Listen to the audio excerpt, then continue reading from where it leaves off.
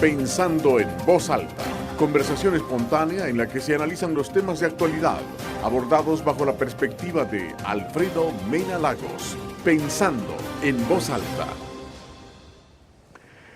Buenos días, bienvenidos a Pensando en Voz Alta.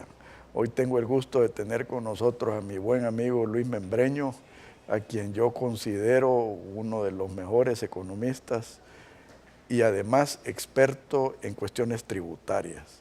Y ese es el principal tema de este programa. Pero antes de darle la bienvenida y de proceder a los puntos que traemos, quisiera comentar sobre el debate de Arena. Para mí que Arena empezó muy mal.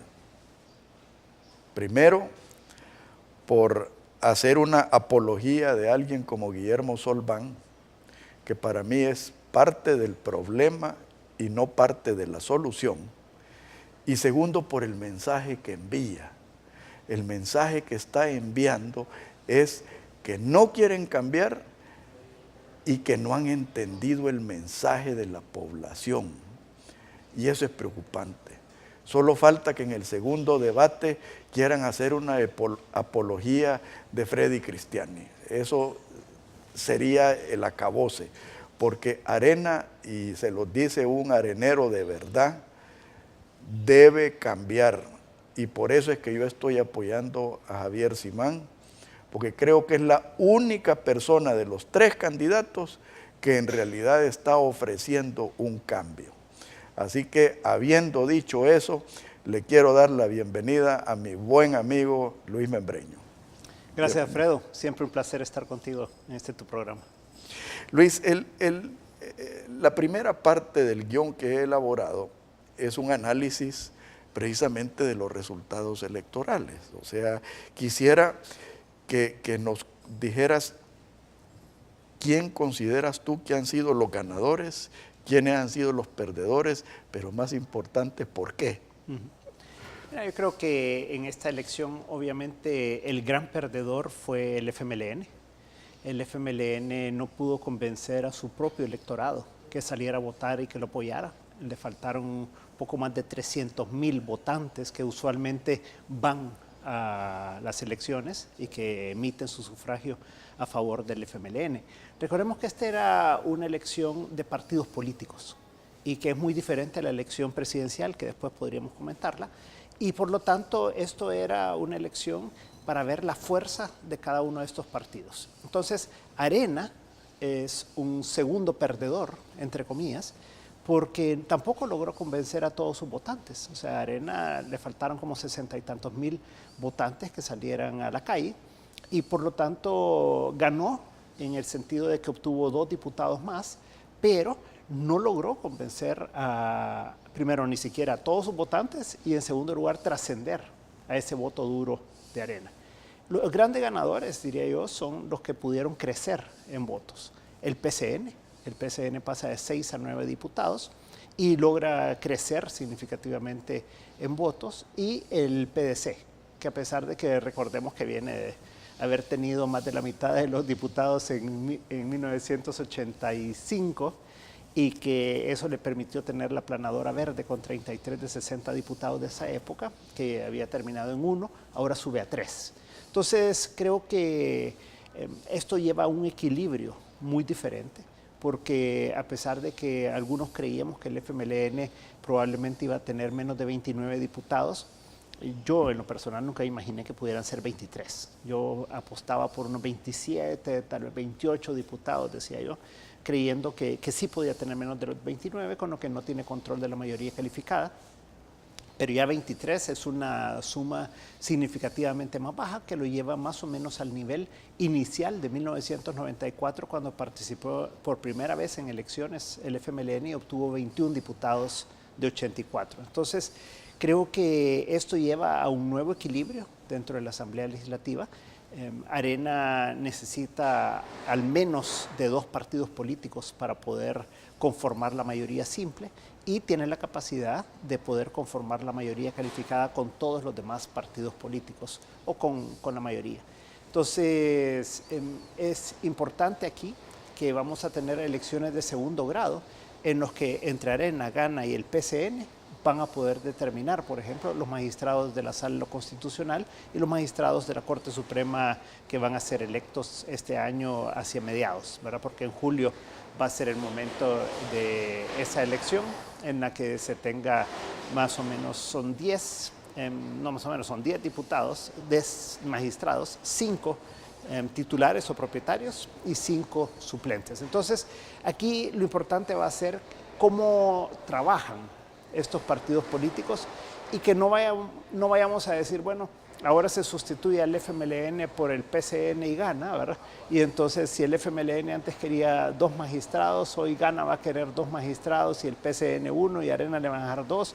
Yo creo que ese cuoteo es el que no se debe permitir porque no es eso lo que queremos en el país, sino que queremos a las mejores personas, a las personas independientes, calificadas, con mucho conocimiento constitucional, que le puedan dar una estabilidad al país a largo plazo, porque esto es por 9 años. Así que yo espero pues que la derecha se sepa manejar bien en esta próxima elección, porque si no en el 2021 se le va a pasar la cuenta a estos partidos políticos y se puede revertir esto que ha ocurrido en este momento. Pero básicamente lo que vemos es un cambio en el poder político del país por la pérdida tan grande que ha tenido el FMLN, y lo demás se reposicionó entre los diferentes partidos políticos, y obviamente el CD recuperó pues un diputado y por primera vez entra un candidato no partidario. Pasemos ahora a los retos de la nueva asamblea. Yo tiendo a compartir con Javier Simán de que el problema no es únicamente la polarización. O sea, para mí la inversa es también preocupante.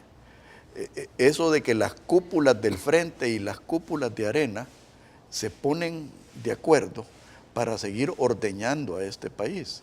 Y muestra de ello es tanto acuerdo debajo de la mesa que han hecho. Entonces, eso es lo que a mí me parece que lo que se necesita es una verdadera claridad en lo que se quiere hacer. A mí me parece, Alfredo, que tal vez ahí hay que definir la polarización a qué nos referimos, digamos. Tú te referís a la polarización de cúpulas, ¿verdad? Y que a mí me preocupa la polarización del ciudadano común y corriente. ¿Qué quiere decir eso? Que el salvadoreño es como muchas veces demasiado apasionado, ¿verdad? Y entonces... Barça, Real Madrid. Sí, Alianza FAS o Águila, ¿verdad? Entonces, esa pasión la lleva también a la política. Y entonces, el que está a favor de, por ejemplo, en Arena, para ponerlo claro, o sea, los que están a favor de Javier Simán, los que están a favor de Carlos o los que están a favor de Gustavo, ¿verdad? Y se apasionan, y uno de los 3 va a ganar y 2 van a perder. ¿Y qué va a pasar con el resto de areneros? Porque todos son areneros los que van a ir a votar y todos son los que van a determinar. ¿Y qué va a pasar después? El día siguiente en el que van a salir heriditos algunos, como dijo Gustavo ayer, ¿verdad? Y otros van a salir pues contentos, pero al final todos van a tener que cerrar filas alrededor de su candidato porque todos son areneros, pues. Entonces yo creo que ahí es ese pasionismo, digamos, que también lo llevas a izquierdas y derechas, o sea, los que creen en la libertad, los que creen en un control más fuerte del Estado, ¿verdad? O un sistema comunista, como pues la mayor parte de miembros del FMLN de la cúpula por lo menos lo pregonan y lo aplican tan fuertemente. Yo creo que eso es lo que hace mucho daño en el país. Porque lo que tenemos que tener son visiones de largo plazo. Necesitamos tener una capacidad de ponernos de acuerdo en cosas que son como fundamentales, ¿verdad? Todos tenemos que podernos poner de acuerdo sobre cuáles son, o pues no todos, pero la gran mayoría, ¿verdad? Sobre cuáles son las formas de poder resolver el tema de la inseguridad, ¿verdad? Y eso no es un tema de izquierda o de derecha, o sea, ese no es un tema de si soy del FMLN, si soy de Arena o si soy de cualquier otro partido político, eso es un tema de la ciudadanía, de todos los días. Pero a veces la gente se apasiona tanto que si lo propone los miembros de un partido político que es contrario a la visión que yo tengo, entonces ya no sirve, ¿verdad? Y lo contrario ocurre del otro lado. Entonces yo creo que esa polarización es la que a mí en lo personal no me agrada, porque es aquella en la que se anteponen los intereses partidarios y personales y de cúpulas a los intereses del país. porque si vamos a resolver el problema del empleo, eso es independiente de si sos de izquierda o de derecha. O sea, la gente necesita comer, necesita trabajo, necesita oportunidades para salir adelante. Pero entonces, es que si yo soy del FMLN, yo creo que esto porque lo propuso la gente de Arena está equivocado, o viceversa. Entonces, esa polarización es la que a mí no me agrada. Eso es independiente de que, claro, o sea, hay diferencias de criterios, hay diferencias en principios y valores. O sea, y si a uno le interesa darle un énfasis mayor a la libertad, pues esos son valores, ¿verdad? Si hay gente que cree que el aborto no debería de ser aprobado, por ejemplo, o el tema de los homosexuales, etcétera. O sea, esos son principios y valores en los que yo estoy de acuerdo que haya diferencias y que la mitad de la población muchas veces opina de una manera y otra cantidad opina de otra manera. Y eso nunca nos vamos a poner de acuerdo y son temas en los que estamos siempre enfrentados, pero con los que debemos de convivir y respetarnos unos y otros, ¿verdad? Ahora, yo estoy de acuerdo contigo, pero también hay que tener cuidado con el lado opuesto. Digamos, a mí hay ciertas cosas de principio a donde que hay que tener claridad y tener claridad en las posturas. Sí. La homosexualidad, el aborto, principios morales, creo que eso hay que definirlo. Ahora, a mí sí me gustaría traer a colación aquellas grandes palabras de Margaret Thatcher sobre el consenso, porque a mí el consenso mal hecho es tan preocupante como la polarización mal llevada. Y recordemos lo que dijo Margaret Thatcher del consenso. Dijo, es el proceso de abandonar principios e ideales por algo en que nadie cree, pero nadie se opone. Entonces, es una receta para el desastre, la inmovilidad, la falta de ruta. Eso hay que tenerle cuidado y por eso es que yo aprecio la claridad de Javier Simán, porque es un hombre que está claro, definido en lo que quiere hacer. Tal vez no podremos estar de acuerdo algunas veces en su estilo, pero creo que es una persona que sabe a dónde tiene que ir. Mira, yendo a lo que tú decís primero de Margaret Thatcher, yo coincido, o sea, en ese sentido de que los principios y valores no son negociables, ¿verdad? O sea, y no en aras de poder lograr un apoyo de otro lado, uno debe de transar en cuanto a valores y principios, ¿verdad? Muchas veces el querer llegar a consenso interpretándolo como que todos estemos de acuerdo, lleva a una peor decisión, claro, ¿verdad? Pero yo creo que lo que hay que buscar son mayorías, ¿verdad? Porque al final de cuentas necesitas una mayoría, por ejemplo, en una asamblea legislativa para tomar decisiones. Entonces uno dice, bueno, ¿hasta dónde puedo vivir con una decisión, verdad? Y hasta dónde no, ¿verdad? Entonces hay ciertos niveles de modificación de criterios en los que no son temas de valores, ¿verdad? Pero que para lograr una aprobación por mayoría y no por unanimidad, digamos, porque el consenso sería la unanimidad, entonces se necesita pues también a veces ceder un poco en posiciones de las diferentes partes, ¿verdad? Entonces, dicho eso, coincido que no es necesariamente el consenso lo que se debe buscar, sino que es una cierta gobernabilidad y una cierta capacidad de llegar a acuerdos que no deberían ser mínimos, sino que hay que buscar hacia el máximo que se pueda lograr para beneficio del país. Ahora, sobre Javier, mira, a mí Javier obviamente me agrada muchísimo, somos contemporáneos, ¿verdad? Lo he conocido bastante a través del tiempo. Y creo que es una persona muy capaz y que también tiene debilidades, ¿verdad? Porque también lo he escuchado. Es perfecto. Claro, y tiene ciertas debilidades como todos, ¿verdad? Creo que Carlos Calleja tiene otra cantidad de fortalezas que no tiene Javier, ¿verdad?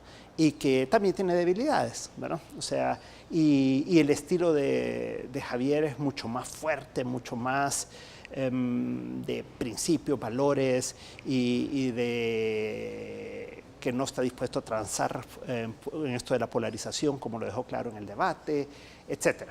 Y Carlos es como un poco más suave, es una persona como de otras, además de una generación diferente, en la que el tema de esa polarización, él no se involucra en eso, digamos, como los jóvenes hoy en día, que no les importa si la izquierda o la derecha, y representa más esa forma de pensar, digamos.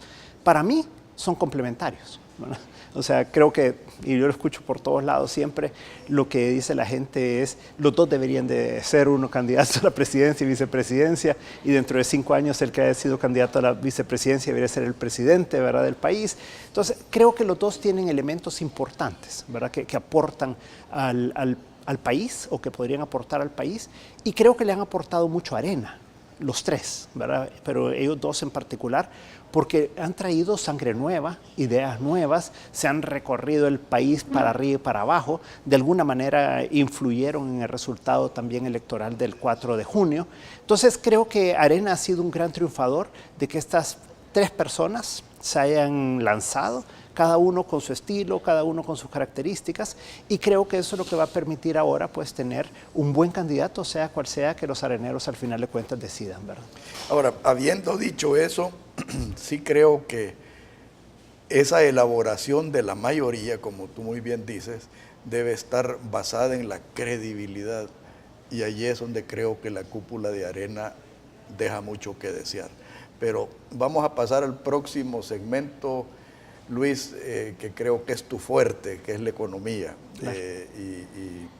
y va a ser muy interesante. Por favor, no nos cambie, ya volvemos.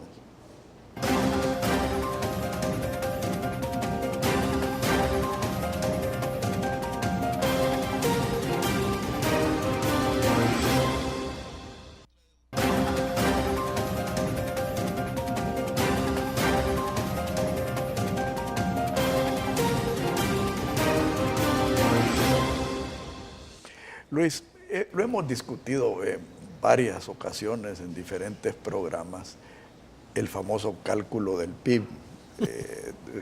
Compartimos de que era un PIB falseado, que ha sido utilizado demagógicamente, especialmente por el Frente Farabundo Martí. Y a mí me gustaría escuchar tu análisis, primero de las repercusiones del recálculo del PIB, y los efectos prácticos, y segundo, el mensaje que nos está enviando.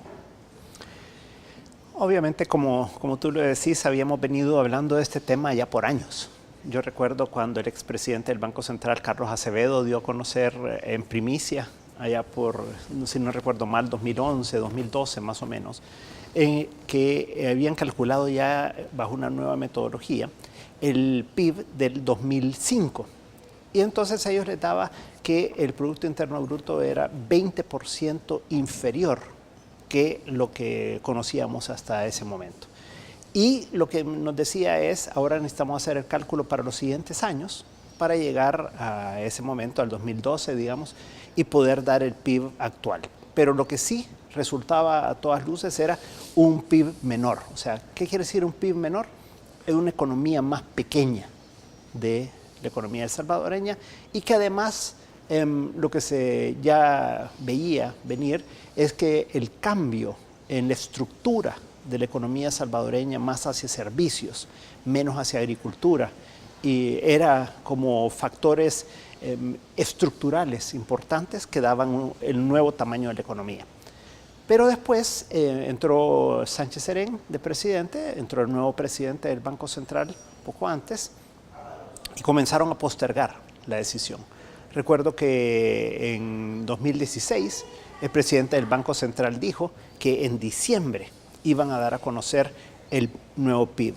Pues pasó diciembre y pasó después el 2017 y no lo dieron a conocer. Después dijeron en 2017 que no pasaba de diciembre y tampoco lo dieron a conocer, y ahora pues fue hasta el 23 de marzo de este año 2018 que lo dieron a conocer.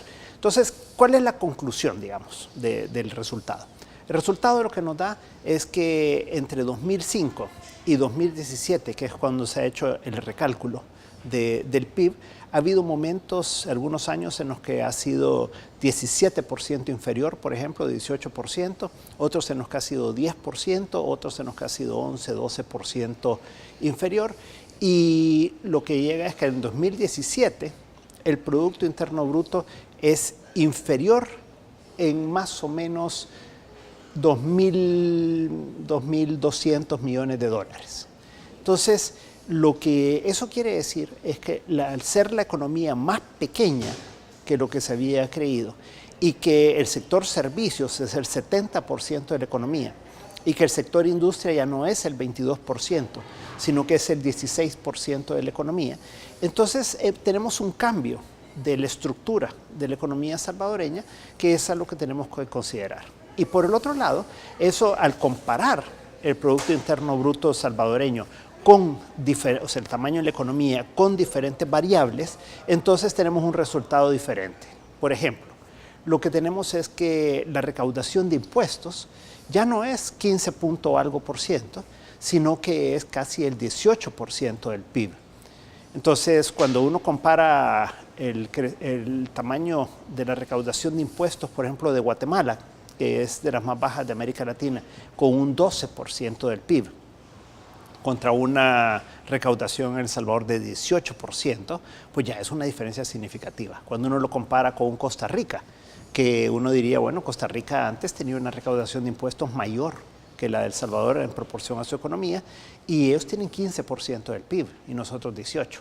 Cuando ya lo comparamos con un Chile, ¿verdad? Que es como un ejemplo en América Latina, y Chile anda cerca del 19-20% del PIB y con una tasa del IVA del 19%, pues, ¿verdad? Entonces, yo creo que ahí es a donde tenemos que poder poner en perspectiva que la tasa de recaudación de impuestos de El Salvador es relativamente alta en comparación al resto de la región, y que eso nos lleva a que no quiere decir que no hay evasión, que no hay elusión, no quiere decir que no hay que combatir eso, pero también ya creo yo que hay que ir redimensionando esas opiniones, ¿verdad? Que muchos, por demasiados años, han sido demasiado fuertes en contra del sistema existente. Y por el otro lado está el tema, por ejemplo, de la deuda. Cuando uno compara la deuda total del país con el Producto Interno Bruto, esa deuda andaba más o menos ahí entre el 63 y 65% del PIB antes del recálculo, y ahora, llevándolo a 2017, es el 74% del PIB.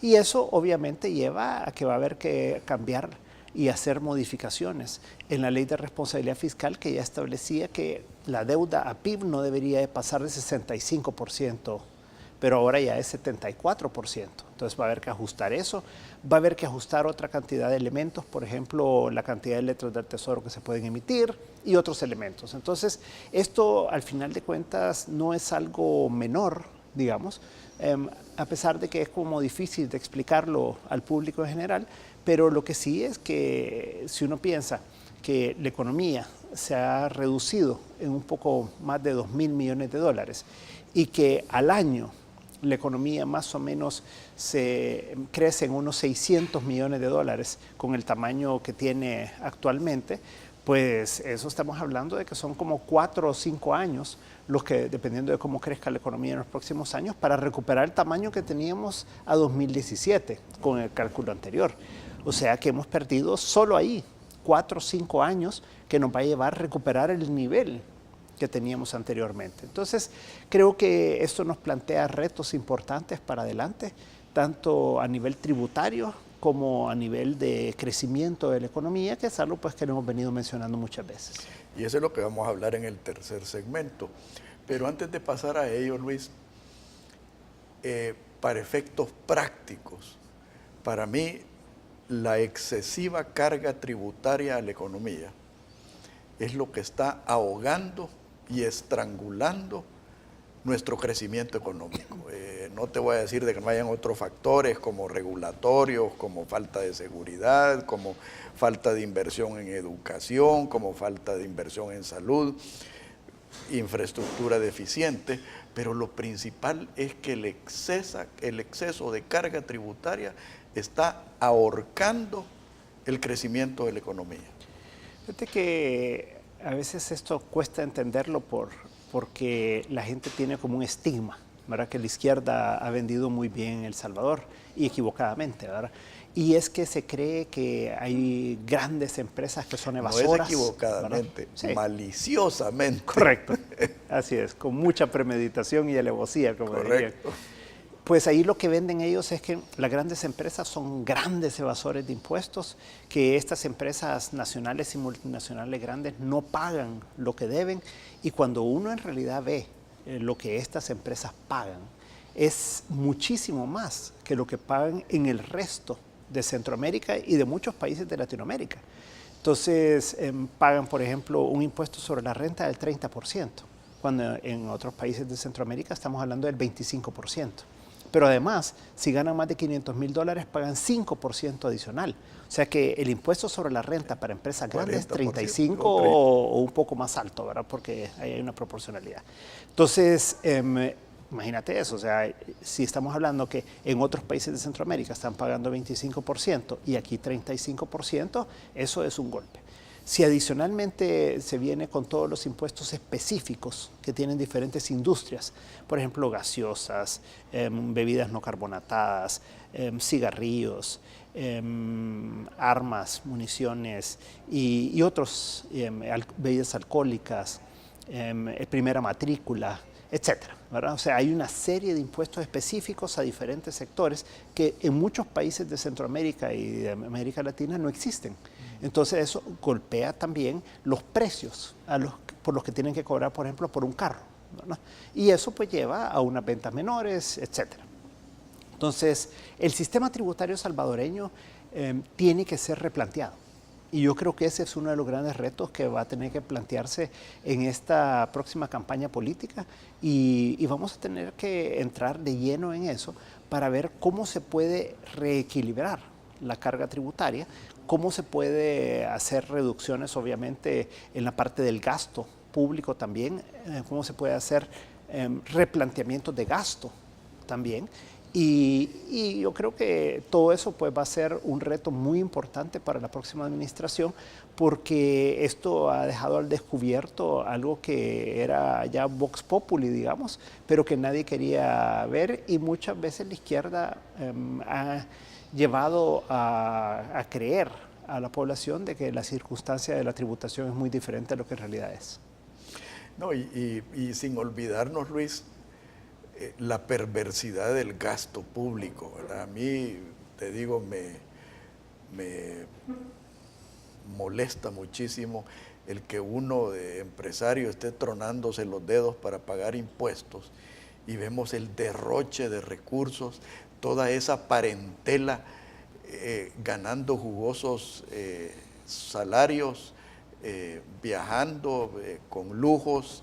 Tenemos funcionarios del FMLN y del gobierno que tienen hasta 5 parientes trabajando en el gobierno. Tenemos a la embajadora en Estados Unidos que en inglés puede hablar, a los nietos de, no voy a mencionar quién, pero ganando sueldos que ni siquiera se han graduado de universidad. Eso indigna y eso, fíjate que hay un argumento moral que para mí es importante, el mensaje que se le envía a la gente. ¿Para qué vas a pagar impuestos? ¿Para qué te vas a seguir haciendo el baboso? Entonces es el impuesto que no se menciona y que en Europa no sucede. En Europa tú tenés gente que paga altísimos impuestos, pero sabe que hay honestidad y sabe que no hay favoritismos y sabe que te lo devuelven en servicios. Esto aquí no existe. Fíjate que aquí la gente que más paga impuestos recibe menos servicios. O sea, hay personas que pagan impuestos muy altos, tanto como persona jurídica como persona natural, y debería recibir una buena seguridad pública, lo cual no recibe, por lo tanto tiene que pagar o sus propios guardaespaldas, o tiene que pagar la seguridad de la colonia, o tiene que pagar la seguridad de las empresas. Para educación, sus hijos tienen que ir a pagar una educación privada en salud. No puede hacer uso de la salud pública porque es malísimo el sistema y por lo tanto tiene que pagar sus propios seguros, tiene que pagar privadamente. Entonces, al final de cuentas, las personas de más altos recursos en el país, digamos de clase media hacia arriba, reciben menos servicios, duplican el gasto porque lo pagan en impuestos y después lo pagan privadamente y no ven por el otro lado que dirían, vaya, no lo voy a recibir yo, pero lo van a recibir los más pobres o va a ayudar a que en realidad vayamos. Y eso tampoco se ve porque es para las cúpulas partidarias en donde se distribuyen todo este dinero, toda esa cantidad de personas que han sido empleadas, 40,000 personas adicionales en esta administración, que es un crecimiento de casi 1/3 de la administración pública. Y de eso muchas personas sin calificación, ¿verdad? Porque no es que sean plazas que se necesitaban realmente para cumplir una función dentro del gobierno de control, de que haya una buena labor pública. Y por el otro lado, no son las personas más calificadas, no es en base a méritos que han sido contratados. Y por lo tanto es un desperdicio de recursos que la sociedad está teniendo, porque ese dinero en manos privadas podría tener una mucho mayor rentabilidad que entregándolo de esa manera, sin hablar de la corrupción, ¿verdad? Se podría invertir para generar empleo, Luis. Claro, o sea, imagínate lo que es que una empresa que tiene ciertas utilidades las pueda redefinir y las pueda reinvertir en nuevas actividades, en crecimiento, y que eso genera pues nuevas fuentes de empleo y que son sostenibles y estables a largo plazo, pues, y además bien remuneradas, ¿verdad? Entonces creo que es bien importante, Alfredo, el que podamos comprender y salirnos ahí de toda esta polarización, ¿verdad? En la que, porque a mí me lo dice el partido de izquierda con el que yo creo firmemente, entonces yo ya estoy cerrado de que eso es así, ¿verdad? Y somos poco objetivos muchas veces en analizar los datos y en aceptar que son las cúpulas partidarias, como lo ha sido el FMLN en todo este tiempo que ha gobernado, los que se están beneficiando de esa gran cantidad de recursos que el Estado tiene ahora, y que por el otro lado hay un índice de corrupción muy alto también en esta administración, en la pasada y en las anteriores, en otras también ha habido, ¿verdad? Pero en estas últimas dos ha habido un alto grado de corrupción que algún día se va a dar a conocer, y que eso pues es un desperdicio de recursos de la sociedad que podría ser utilizado de una mejor manera. En el próximo segmento quiero que hablemos lo que tú ya mencionaste, los retos del futuro, porque en realidad este es el verdadero propósito de este programa, encontrar soluciones a los problemas que nos aquejan. Por favor, no nos cambie, ya volvemos.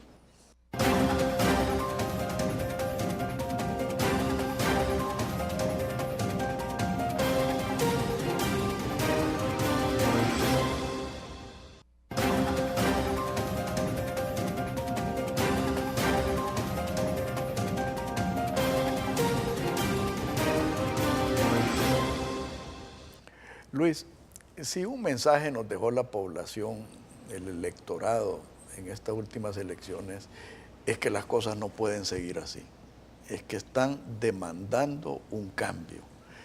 Y aquí se necesita que las instituciones de los partidos políticos estén a la altura de lo que se necesita hacer, que las cúpulas partidarias estén a la altura de lo que se necesita hacer, y que nosotros los ciudadanos estemos a la altura de hacer lo que se necesita hacer. Yo siempre, pues recientemente de la revolución para acá, considero que la mejor reforma fiscal que se hizo aquí en El Salvador la hizo Edwin Sagrera, que fue ministro de Hacienda en el gobierno de Freddy Cristiani. Se necesita hacer algo similar, o sea, darle vuelta al esquema tributario en El Salvador. ¿Hacia dónde? Hacia fomentar la inversión, hacia fomentar la formación de capital, hacia quitarle el estrangulamiento que sufre el sector privado a crecer. Definitivamente, mira, yo creo que el reto que tiene la próxima administración, digamos, y el reto que tiene Arena en particular, siendo una de las probables fuerzas políticas que pueda ganar las próximas elecciones, es el plantear una reforma tributaria y una reforma fiscal, digámosle, porque la parte tributaria son los ingresos, la reforma fiscal incluye todos los gastos y el financiamiento, ¿verdad? Entonces, además de los ingresos. Entonces, la reforma que tiene que haber tiene que ser integral.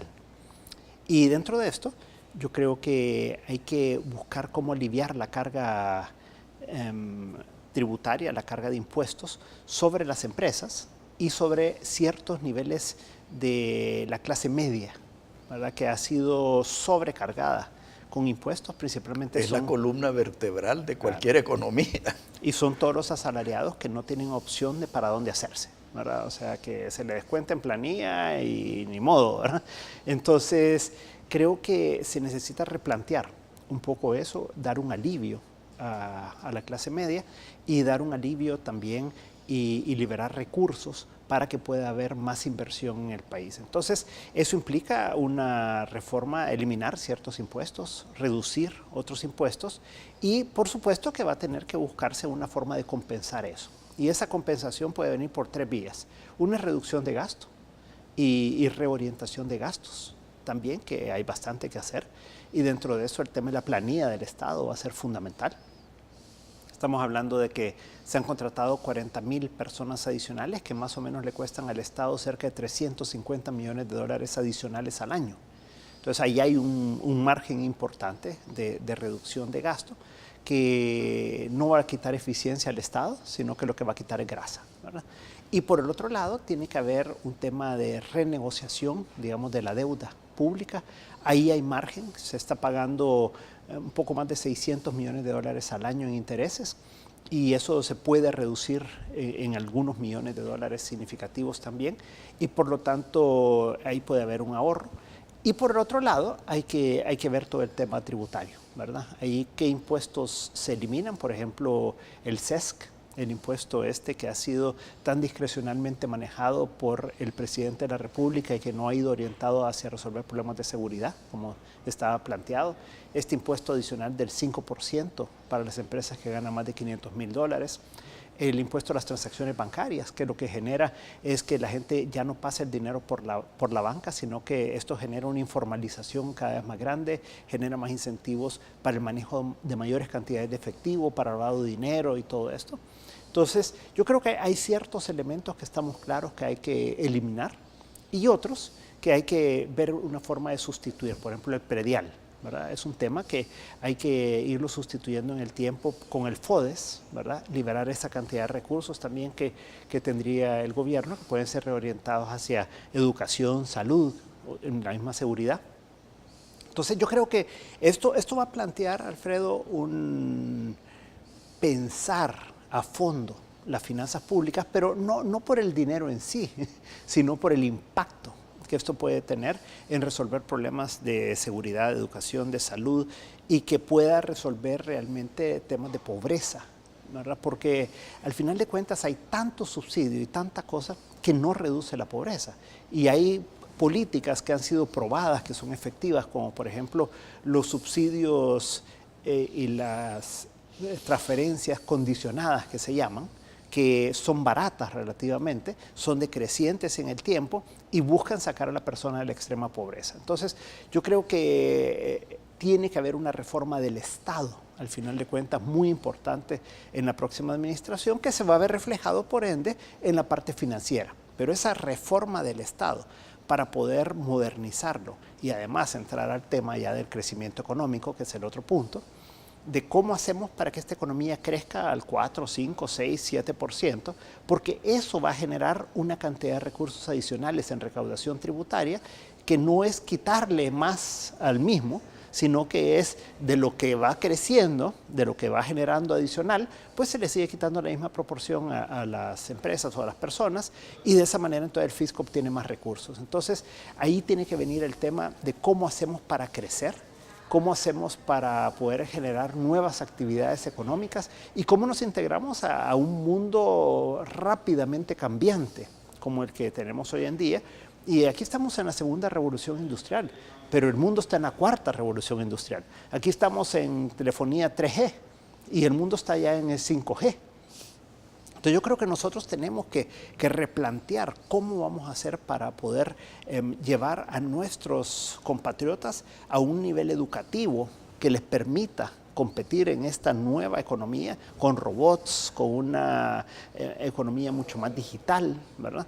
Y cómo podemos de esa manera integrarnos más al mundo con empleos de mayor calidad, de mejores salarios y cómo de esa manera entonces podemos transformar la economía, generar más recursos a través de empleos y de ingresos para la población, generarle más ingresos al fisco y con esta redistribución que se puede hacer y reducción del tamaño del Estado, también de todo esto que es grasa que se ha creado en los últimos 10 años, pues creo que podemos tener un país muy diferente en los próximos 5, 10 años o más, ¿verdad? Pero ahí es donde viene el tema, Alfredo, de una visión de nación. Y esto de ser independiente, de si es Arena, si es el FMLN, debe ser una visión a 30 años, que va a comenzar a hacerlo los próximos 5 años el que gane. Y si tiene la oportunidad de reengancharse, digamos, otros 5 años, pues lo hará. Pero si después llega otro, tiene que darle continuidad a ese tipo de políticas que permitan que El Salvador se proyecte de una manera diferente al mundo. Y esos son los ejemplos que hemos visto en países como Chile, por ejemplo, en el que ha sido independiente, si han sido gobiernos de izquierda o de derecha y han estado intercalando izquierda y derecha en las últimas administraciones, y las políticas cambian relativamente poco. Y lo que es la base macroeconómica, la base del país, eso sigue con una misma dirección. Entonces, son retos importantes que vienen para la próxima administración y esperemos pues que los candidatos estén a la altura, primero para presentarnos qué es lo que van a hacer, segundo, cómo lo van a hacer, tercero, con quiénes lo van a hacer, quién va a ser ese gabinete que los va a acompañar, y cuarto, cómo lo van a ir haciendo eso en el tiempo a través de los 5 años que les toque. Mira, refiriéndose a Chile, que es un país que admiro y quiero muchísimo, sí, es cierto, ha habido alternabilidad de poder, pero has visto cómo los gobiernos de izquierda, uno más que otros, han arruinado lo que, digamos, el segundo periodo de la Bachelet ha sido mucho peor que el primer periodo. Primero porque en el primer periodo era en coalición, ¿verdad? Entonces, como que atenuó un poco el radicalismo de ella. Claro. Pero este segundo fue un desastre. Entonces, a Chile hay que tomarlo de ejemplo en las buenas y en las malas. Ahora, en materia tributaria, y tú sos un experto en ello, para mí no es importante solo ver lo que se recauda o lo que se deja de recaudar, sino que los efectos que va a tener en el desempeño económico de la sociedad. Te voy a poner un ejemplo. El impuesto predial que tú acabas de mencionar, para mí sería el tiro de gracia para la agricultura en El Salvador, que es quizás uno de los sectores más deprimidos de nuestra economía. Entonces, hay que, creo yo, que saber identificar los sacrificios que tendría que hacer cada sector y lo que podés hacer para dinamizarlos. Te voy a poner otro ejemplo, la ganancia de capital. Aquí una de las cosas que más arresta el desarrollo territorial de El Salvador es precisamente la ganancia de capital.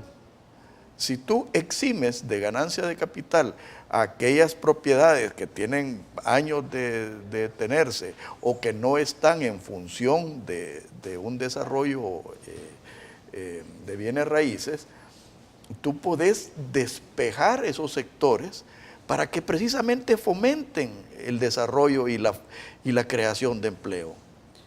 Yo creo, Alfredo, que en estas cosas siempre hay un tema de timings, ¿verdad? Y hay un tema de forma de ejecutarlos, digamos. Porque yo coincido contigo que el tema agrícola y la tierra rural, digamos, pues es un sector que está muy golpeado y que no hay mucha rentabilidad tampoco. Entonces, si tú venís no hay rentabilidad, sí, en algunos casos. En la mayor parte de productos no hay rentabilidad y se necesita un reenfoque realmente del agro en El Salvador para tener nuevos productos, para poder tener nuevas tecnologías en áreas más pequeñas, ¿verdad? Pero más concentradas en capital, etcétera. O áreas más grandes. Y más intensivas en mano de obra también, o mecanizadas, ¿verdad? Etcétera. Pero el punto es, Alfredo, que yo creo que el predial debe comenzar con un tema urbano, propiamente. Porque ahí es a donde está realmente lo que se puede cobrar y a donde hay ganancias también más altas, porque en zonas urbanas es a donde las ganancias de plusvalía son más altas y demás. Pero sí creo que un impuesto a la propiedad debe de plantearse, existe en todo el mundo, ¿verdad? Y El Salvador es de los pocos en los que no, pero hay que saberlo hacer. Y lo otro importante es cuánto, ¿verdad? Porque se puede ser algo expropiatorio como puede ser algo que sea aceptable y en el que pues No, y se también pueda hay que ir manejando analizar bien, la ¿verdad? carga fiscal municipal, ¿verdad? Correcto. Porque no vas a duplicar la Exacto. carga, ¿verdad? Hay lugares como Santana, por ejemplo, en el que hay un impuesto específico, ¿verdad? Solo para Santana, porque se quería beneficiar al municipio de Metapán del PCN, ¿verdad? Con un cobro a la cementera, ¿verdad? Ese tipo de cosas distorsiona a todo el departamento de Santana. Hay que eliminar ese tipo de impuestos. Se quiere poner algo específico al cemento para eso, pues que lo pongan, pero que no dañen todo lo que ocurre en el departamento de Santana, ¿verdad? Entonces, creo Y que... mucho menos al FAP, ¿verdad? Uy, no. Ahí podemos entrar en terrenos bromeando. complicados. Pero entonces yo creo que sí hay cosas que hacer en ese sentido y que deben de ser bien hechas, ¿verdad? Porque al final la forma como se ejecutan este tipo de decisiones es lo más importante y tienen que ser técnicamente bien elaboradas, ¿verdad? Entonces, sí hay que pensar en eliminar, sí hay que pensar en sustituir y sí hay que pensar en, sobre todo, que la recaudación tributaria se necesita que crezca, pero por el crecimiento natural de la economía. Si hay más recursos, entonces le llega más al gobierno, ¿verdad? El gobierno tiene que ser un socio en esto de la población. Y es decir, bueno, yo genero condiciones para que usted pueda crecer, pero obviamente esto genera que usted gane más y me da más, ¿verdad? Pero de otra manera, si aquí no replanteamos la forma como vamos a crecer y cómo vamos a generar un mayor dinamismo, más empleo, si no hacemos un reenfoque de nuestra economía, es muy difícil que el fisco pues, pueda ir resolviendo sus problemas de otra manera. No, y hay impuestos inmorales, ¿verdad? Yo te voy a poner un ejemplo, el impuesto sucesoral, ¿verdad? Ah, claro. Lo que muchos llaman el impuesto a la muerte, ¿verdad? Sí. Porque uno pasa toda su vida creando capital, creando riqueza, y que cuando pasas a mejor vida, te vuelven a rematar. Y eso lo que están haciendo es quitarle oportunidad a tus descendientes de seguir creando riqueza y seguir generando empleo y seguir generando prosperidad. Y en esto es importante saber los efectos prácticos, porque digamos, ¿cuánto se recauda aquí de impuesto sucesoral? No es nada, porque hay muchas maneras de evitarlo, no evadirlo, evitarlo. Entonces, ¿eso qué es lo que te pasa? Que muchas veces ciertas gentes gastan más dinero evitando ese impuesto que lo que tendrían que pagar. Entonces terminas pegándote un tiro en el pie. Claro. No, mira, yo creo que es fundamental, como tú decís, el analizar todo ese tipo de impuestos. Mucho se eliminó ya en la administración de Cristiani en particular. Sí, no, y por eso te digo que fue la reforma más importante. Claro, por Don Edwin y su equipo de gente, ¿verdad? Pero yo creo que ha llegado el momento de replantearnos este país, ¿verdad? Replantearnos la forma como vamos a esos nuevos motores de crecimiento y replantearnos obviamente las finanzas públicas y la tributación. Yo te voy a seguir invitando, Luis, porque como lo digo y repito, tú sos de las mentes más claras y más técnicas en estas materias y que ojalá que en el próximo gobierno tomen en cuenta tus ideas, porque gente valiosa como tú vale la pena fomentarla. Gracias, Alfredo, muy amable por la invitación y tus palabras, siempre el cariño hacia ti también. Y esperemos que la próxima administración pues tenga una visión diferente del futuro y ahí estaremos ayudándoles y tratando de aportar a todo aquel que quiera que se le aporte, pues, ¿verdad? Claro. Porque también uno no le puede doblar el brazo a nadie, ¿no? No podés llevar el buey al río y obligarlo a que bebe el agua, ¿verdad? Que Dios los bendiga a todos. Muy buenos días. Esto fue Pensando en Voz Alta, conversación espontánea en la que se analizan los temas de actualidad, abordados bajo la perspectiva de Alfredo Mena Lagos. Pensando en Voz Alta.